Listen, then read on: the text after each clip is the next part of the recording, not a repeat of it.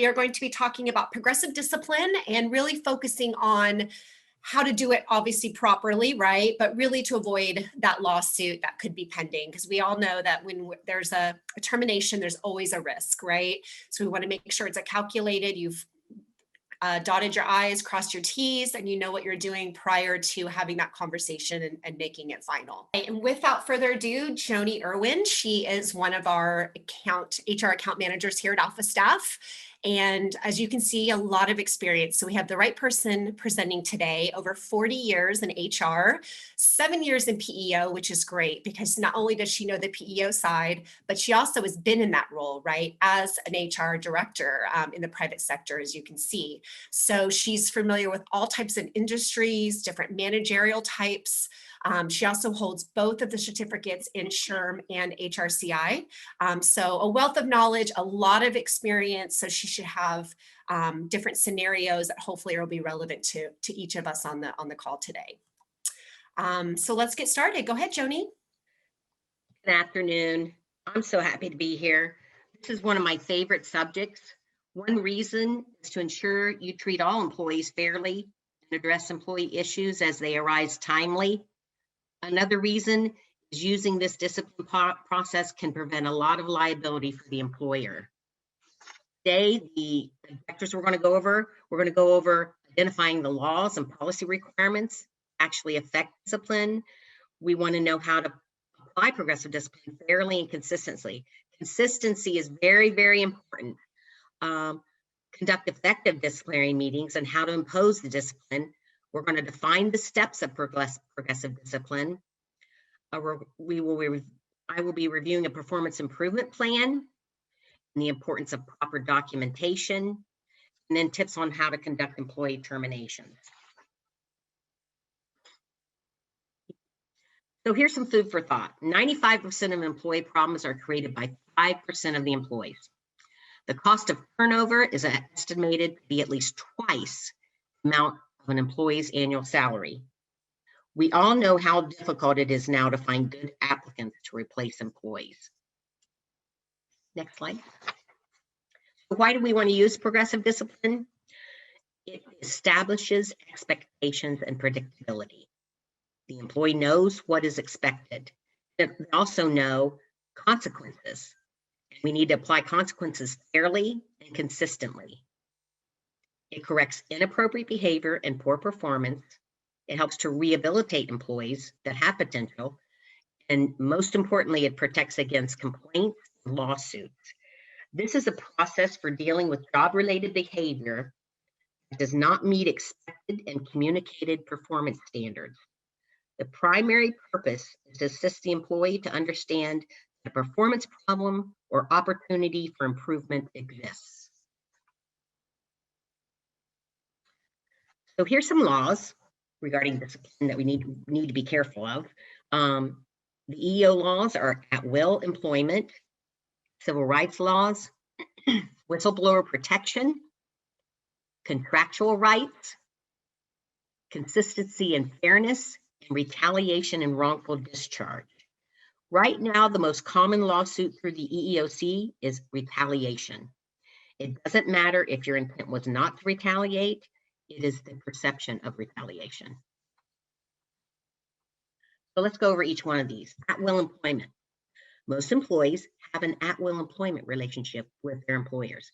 And this means that the employer can discharge the employee for any reason except the following: discrimination based on a protected class, a reason that is contrary to public policy, which means illegal firing of a whistleblower, an implied contract.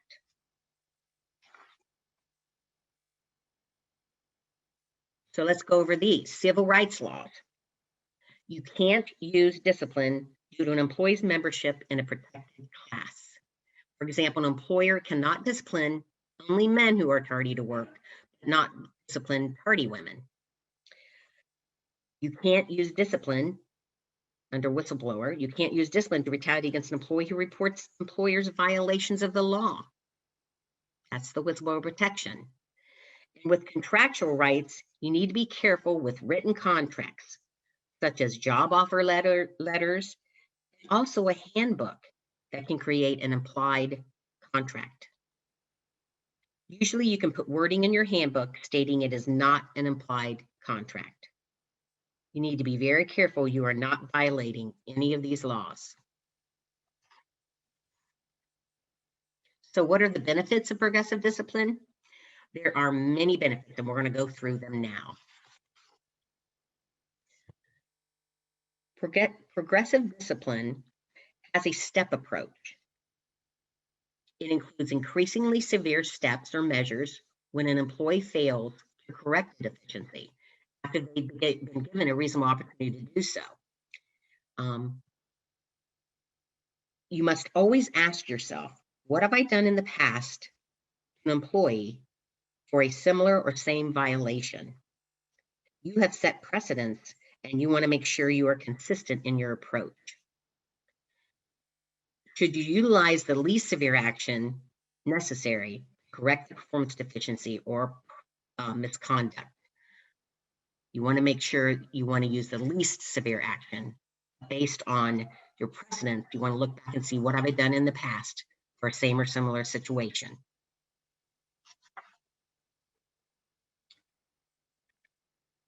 The process features a series of increasingly formal efforts to provide feedback to the employee so that the employee can correct the problem. The goal is to get the employee's attention to understand that performance improvement is essential to remain employed.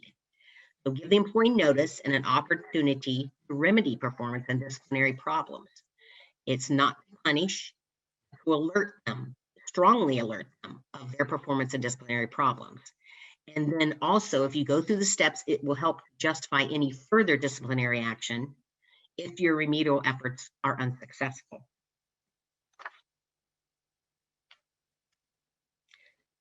So your discipline policy provides legal protection. With the documents, you show that you have given this employee every opportunity to improve and that the employee knew the policy's procedures and the next disciplinary steps. It gives structure, it reassures good employees, anticipates disciplinary problems, it puts potential offenders on notice so everybody knows, oh, Joe got written up and this was the violation, and Joe would probably share it with them. I don't know if he would or not, but certainly not the manager. And they know, wow, they're serious about this. And so it would protect them from doing anything. And it gives the violators the opportunity to improve. And potential offenders know the next steps.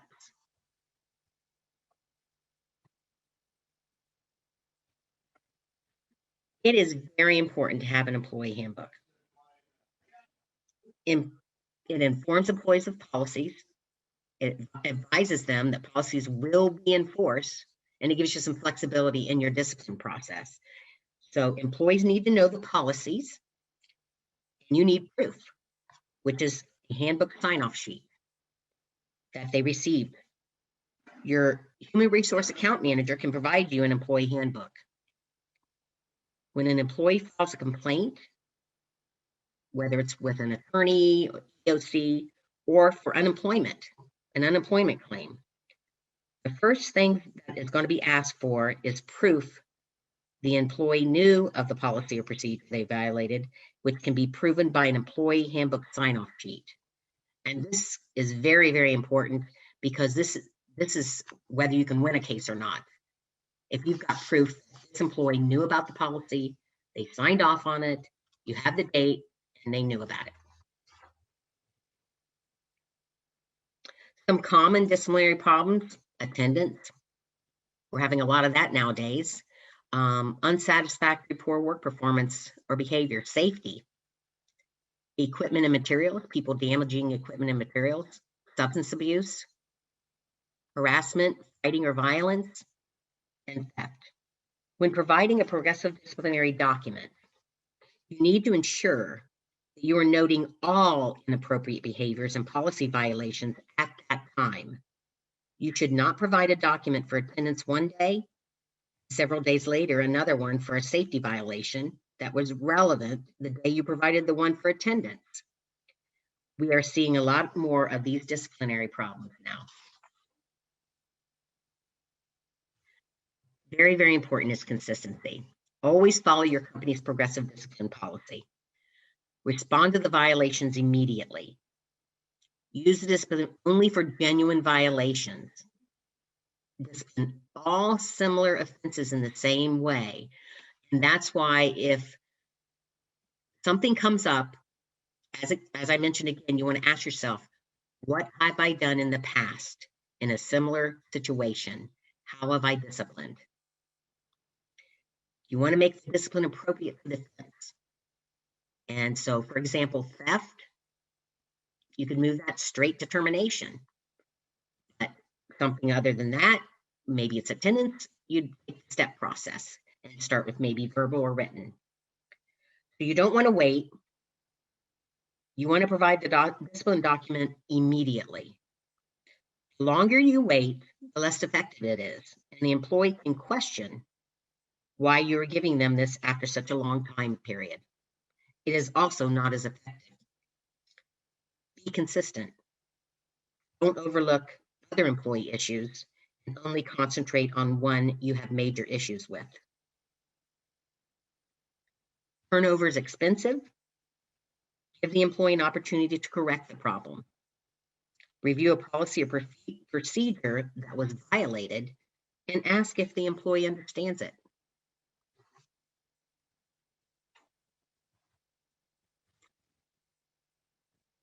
Investigations. These are very important. You want to make sure you have all the facts. You may be able to find out details that weren't consistent with what you have known at first. You want to make sure this employee gets a fair shot. So give the employees, document your findings, give the employee the chance to explain. I've seen where people have been involved in an investigation, they've reached out to the employee explained, and this whole situation turned around and it was completely not what the employer thought it was. So make sure you give the employee and the workers a chance to explain. You want to interview witnesses, but use, of course, open-ended questions so that these witnesses feel totally comfortable in being totally honest with you. And of course, have another member of management present for your protection.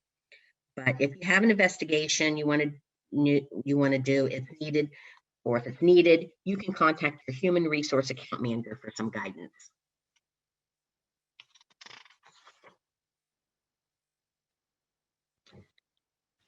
In the meetings, you want to talk privately and promptly after the offense. It is so important to do this privately. Do not sit out in the lunchroom or whatever and do it with the employee. Other employees can see that and accidentally walk in, and then they're going to be thinking, wow, if they're doing it to Sue, are they going to do that to me? So your morale will definitely go down if they're seeing stuff like this. You want to make sure that you're calm and objective. And again, like I said, let the employee explain. Determine the facts. Again, examine similar situations. You want to emphasize the seriousness of the situation and then determine the best discipline. You will agree on an action plan and set up a date for follow-up. You want to make sure you document the meeting and always have another member of management present. Let the employee explain. I can't tell you how important that is, because it shows the employee respect and it allows he or she to provide possibly additional information. And you may find out they didn't even know the policy or procedure. It's very, very important to document.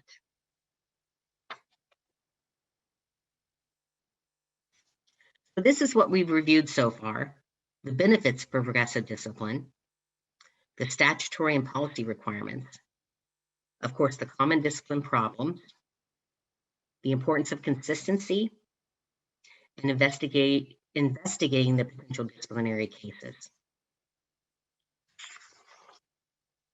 So here's the progressive discipline steps: verbal warnings, written warnings, demotions or transfers, probation or performance improvement plans, suspension, or termination.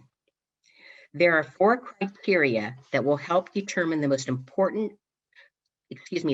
appropriate level of discipline to an employee in any particular instance. Number 1 is the severity of the offense. Number 2 is the employee's past performance record. Number 3 is the employee's length of service with your organization. And number 4 is your past practice in dealing with similar infractions. Verbal warnings. This is an oral meeting discussing the performance behavior and the next steps. Of course, again, meet privately. Make sure you have all your list of issues. And again, give the employee a chance to explain. Make sure they understand the rules and policies. Formally issue the warning, explain the next step. Every employee, when they're getting warning, should know what the next step is. If they don't, you're not doing your job. They should know what the next step is and how they can go and how they can actually correct the issue. Some questions that I've gotten from people is, do you have to start all disciplinary processes with a verbal counseling session? Not necessarily. It would depend on the offense. If the offense is severe enough, the manager does not have to begin the process with a verbal warning. The manager has the option of beginning the progressive discipline process at a stage that is appropriate of the offense. If you do provide a verbal warning, document it. But like I said before, you wouldn't start with a verbal warning.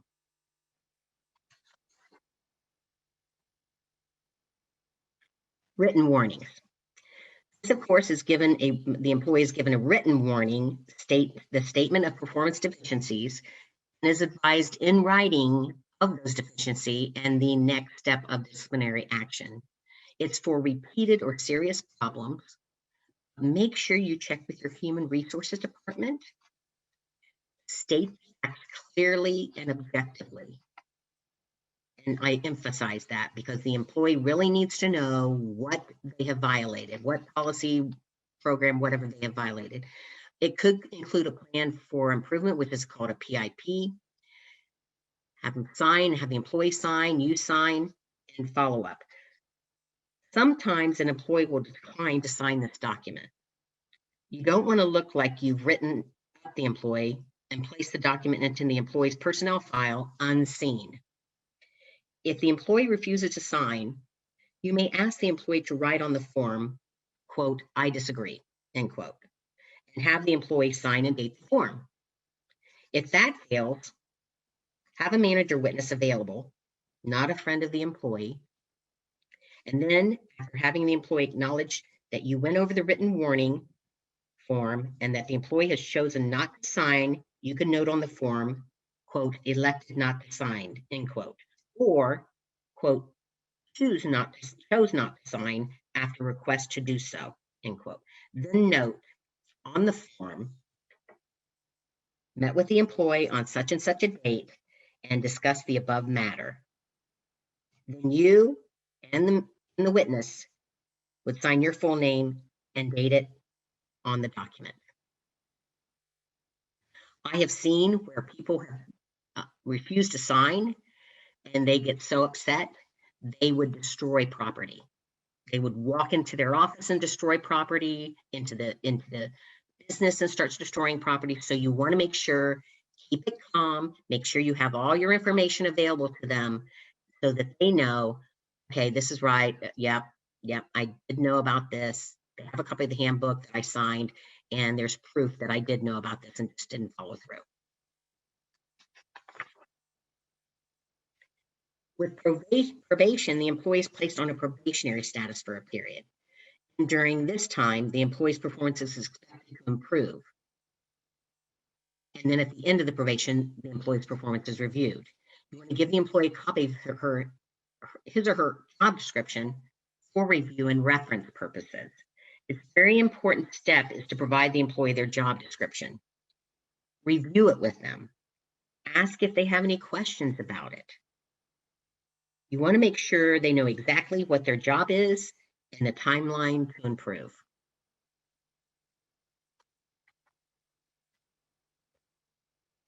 performance improvement plans.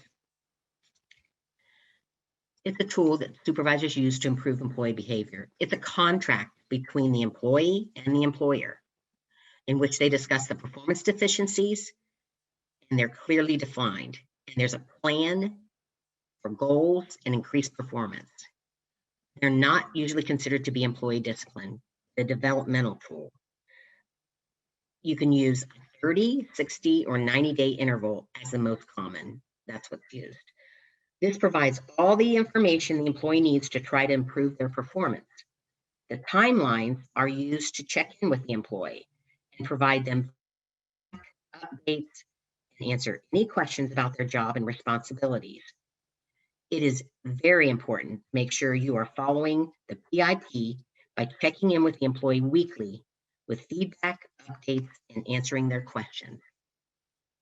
I have seen this used very, very, very well, where as long as you follow the PIP and you meet with them and give them the opportunity every week, possibly 15 minutes or so, sit down with them, update them on any improvements they've made, anything that they still need to work on, and answer any of their questions.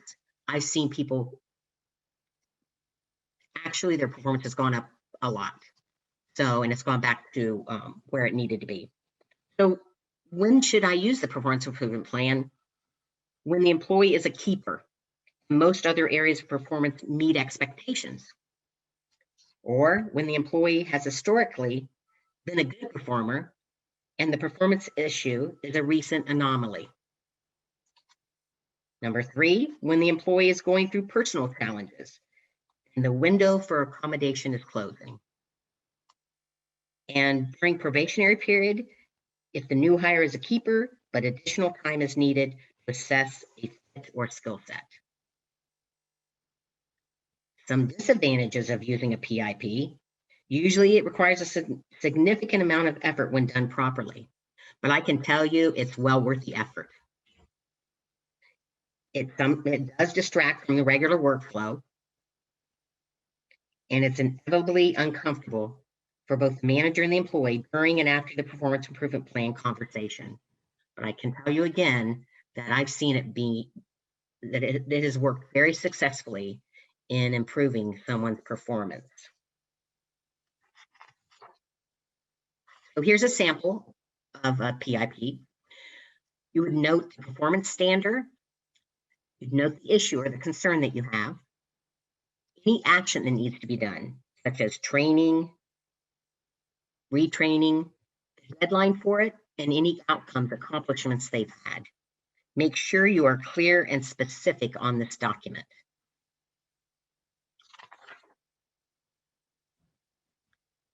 Suspension. This is when the employee is barred from the work site for a period. It can be paid or unpaid. You, again, want to confer with your human resources department, meet with the employee, sign the forms, meet with the employee again after suspension. It could possibly include a PIP and follow up. This can also be called a thinking suspension, where you provide the employee their job description, provide them details as to why they're being suspended, and tell them the time period of the suspension. You can mention you've provided them their job description so they can review, and if they choose to decide to return after the suspension, they're aware of what they're responsible for. If this is an unpaid suspension, the job description should be reviewed at this point before they go out on suspension. If this is a paid suspension, you can provide the employee their job description to review while out on suspension. Next could be demotion or transfer. And demotion is when the employee is, transfer is when the employee is transferred to another position with a lower responsibility. And of course, it's a decrease in pay and of benefits. Demotion may be an agreement within the PIP, which will allow the employee to improve their skills and performance before being returned to their original positions. But make sure it's very clear to the employee if they're being demoted permanently, or if there's a period of time that you're going to look back and decide if you want to move them back into another position. Termination. Always use as a last resort for very serious violations. It could be a first step. You also want to consult with human resources and investigate it carefully. You want to follow required termination procedures. Meet with the employee, state the facts consistent with the reason, be firm but understanding, keep the meeting short and to the point, and document the meeting in a signed report. You want to make sure that you have all the facts.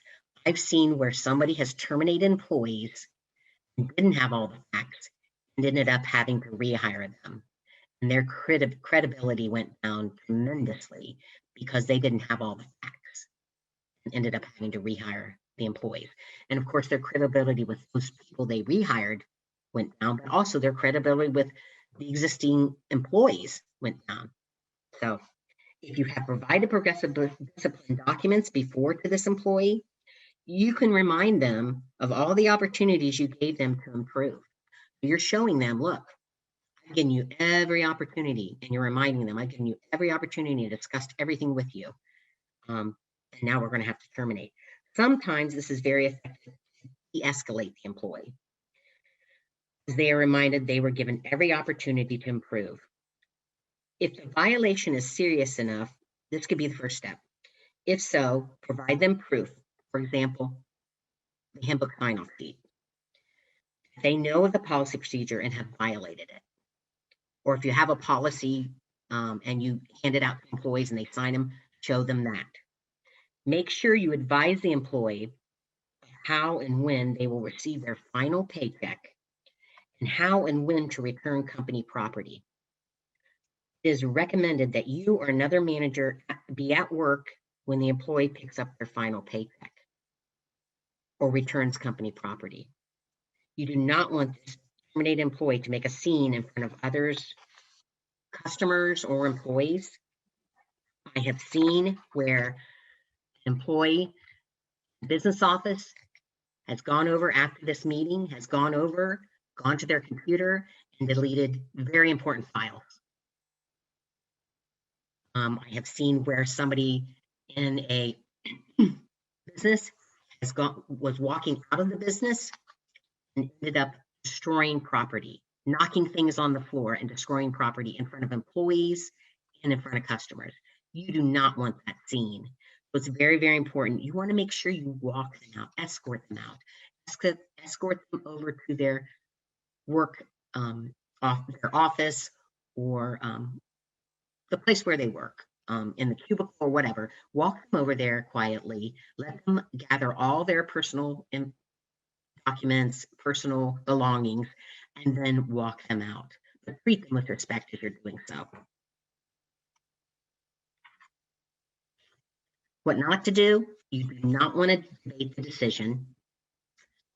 That's why it's so important to have all your ducks in a row and make sure you have all the facts, because you certainly don't want to look foolish when they come back and are able to show you, hey, I didn't know this by policy, I didn't do this, here's proof. Don't take sides. You again don't want to sugarcoat the reason.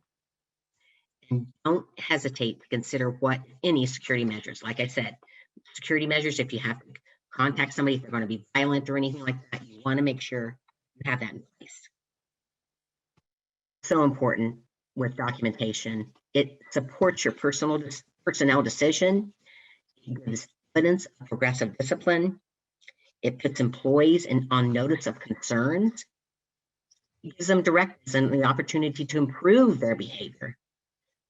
Correct it provides support to overcome deficiency, ensure consistent and fair discipline. I can't say this word enough with progressive discipline is document. Handle all disciplinary actions and or terminations as if you were going to court, because a jury's opinion is going to be, if it's not in writing, it did not happen. And a plaintiff's attorney is going to ask, if this was so important, why didn't you write it down? As I mentioned earlier in this presentation, again, it's very important to document. This will help you with any legal claims and also unemployment claims. You want to have a paper trail. You want to show you have given this employee every opportunity to improve.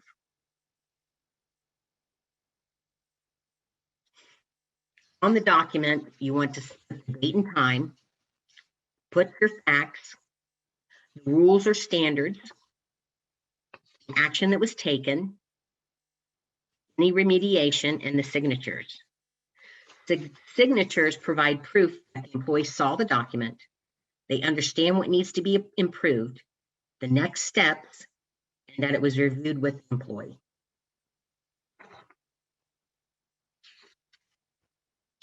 So here's some alternatives to the traditional disciplinary processes, such as an informal verbal counseling. This may be used if the employee may have just gotten lax on performance and just needs reminded. For training and retraining, the employee may be hesitant to ask for help and may need additional training. I have always suggested a training document when training an employee, even from the date of hire. Note the policy or procedure you're training on, the trainer initials off on it, and then the employee initials off on it, proving this policy or procedure training was provided to the employee. Make sure the trainer allows the employee to ask for clarifications during the training and knows who to go to after the training if they have questions. And that's so important that they feel comfortable enough to go and ask questions after the training. But at least with a training document, you will have proof. You can't come back and say, no, I wasn't trained on that, because you can provide proof. You initialed off on it. So we have gone over this. With the performance improvement plan, it's a developmental tool. It provides a more detailed timeline for the employee, where the manager and the employee will check in, for example, weekly, update the progress, and then allow the employee to ask questions. It gives them a roadmap. And with the employee assistance program, they help employees dealing with problems in their personal lives that can affect their performance. But sometimes we don't know what's going on in an employee's life, and this may affect their performance. So if you suspect something, which I have before, just mention to the employee the behavior. So, no, I see that this behavior in your job performance, you're not doing this, this, and this. I don't know what's going on and don't need to. You need to correct it, but I want to make sure you're aware of our EAP program, which is kept confidential, and allow the employees to go talk to someone. It's a counselor. That could be financial problems. It could be facing a divorce, anything like that. And they can go see a counselor 3 times for free. I've seen this work where once an employee gets counseling through the EIP, they've come back to work and their performance is back to normal. So this is a very, very important program that is provided to you. So some key points to remember for employment law defense. Steps in progressive discipline are verbal, written, suspension, and termination. Again, you want to be fair and show good faith. Be consistent when applying discipline. Train and help employees correct their problems. Document it all. Make sure to train your managers on the correct steps. You don't want inconsistency where one manager is a drill sergeant, the other is laid back. This can get you in a lot of trouble. And I have seen this happen where one manager gets promoted and they think, oh, I've got to be tough on these people. And so I'm going to be a drill sergeant. But the other person is real laid back. So one is writing people up and the other one's not doing that. And they're not handling situations. So you want to make sure everybody's being consistent across the board with your company's policy.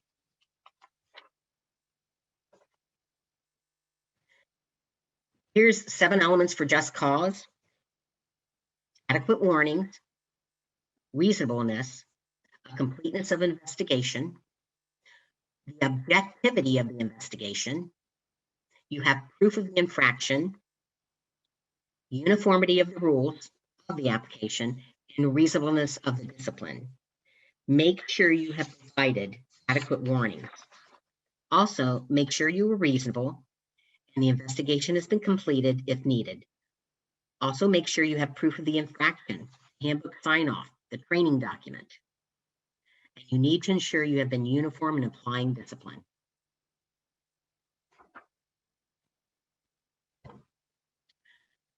So here's a recap. We've gone over progressive discipline steps, disciplinary meetings, and documenting discipline. Oh, Does anybody have any questions? all right. Thank you, Joni. You're So welcome. great timing. So we can hopefully go through some questions. I do see one. Can you please provide the sources for the stats on turnover and cost? That was in the very beginning, right? Oh, okay. I'll have to research that, but I do know that it has been done. One of the major companies I work for has done something regarding that and the cost of turnover. It is, when you look at recruiting, how hard it is to find employees, loss of maybe you've terminated somebody, it takes you 3 months to actually hire somebody, you come on board, all those costs. That's what's important there. And that's what's going to affect you. And there is a lot of soft costs, right? That it's hard to measure, like morale and things like that. But yeah, I wrote the name down so we can definitely work together and then we can let that person know what you find. Do emails, this is a great question. Do emails count as documentation? I would not count it as documentation as a initial documentation. I would provide the document, go over with the employee, and then you can do a follow-up email. But some companies have where you can have a read receipt where somebody's read it. If you don't have that, you don't know if the employee even saw it or read it. And they can say, I never got that. So you want to make sure that you have the actual document, and then you can do a follow-up email saying, based on our discussion today, this is what's been reviewed, and this is what our next steps are. Yeah, and just to maybe follow up too, because that's a good point. We definitely want to make sure we have formal documentation, but maybe if we have, there's maybe conversations happening via email, we can use those as kind of that evidence to go to that person, right? If there was harassment or some kind of behavior problem, that can be used as documentation, right? So that makes sense. Okay. Here's another really good one. Can you give an example of how a manager should handle when an employee breaks down? Like for example, there may be crying during the disciplinary meeting.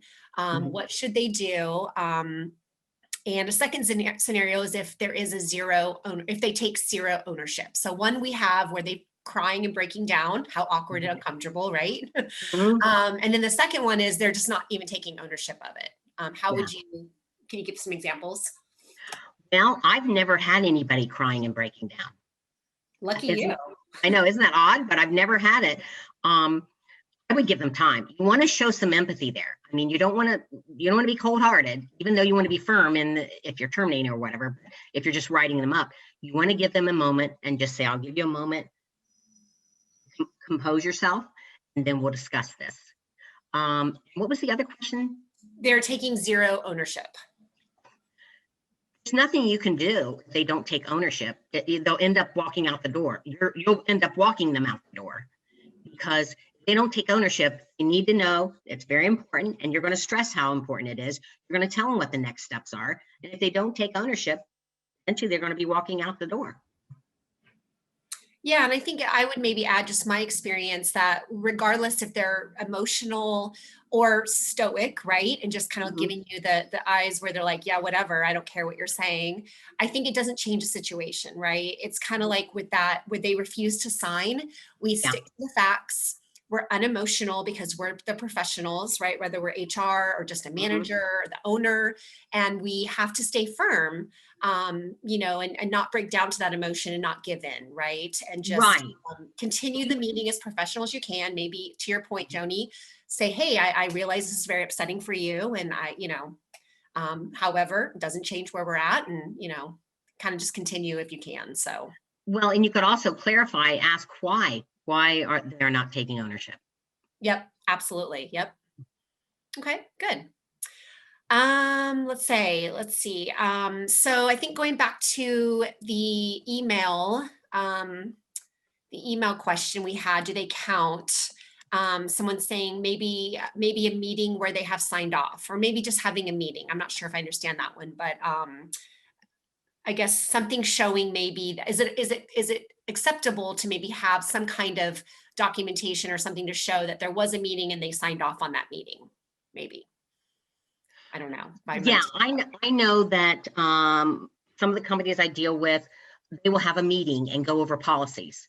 But in the they will have a document that says these are the policies that we have reviewed, and have everyone sign off, and have the date, time that they had the meeting, and they'd have everyone in attendance sign it.